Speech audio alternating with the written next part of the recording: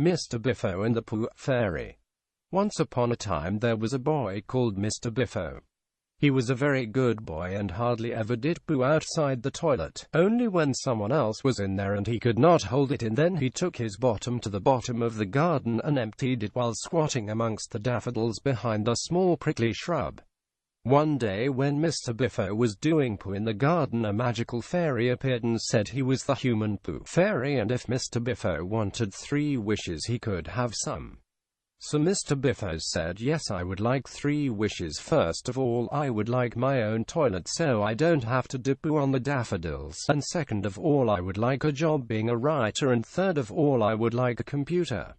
The fairy said, I have granted your wishes. And as Mr. Biffo had finished doing poo, he wiped his bottom on a handful of gravel and went inside.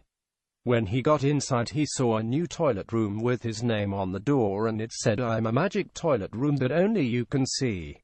Then there was a knock on the door, and the postman said, hello Mr. Biffo, I have a letter for you here. It looks like it might be a job offer for being a writer. And then the postman said, also I have a parcel here for you. It feels heavy like a computer. Mr. Biffo was so excited he felt like he needed to do another poo again, so he went to the magic toilet and took his letter to read like a good boy do.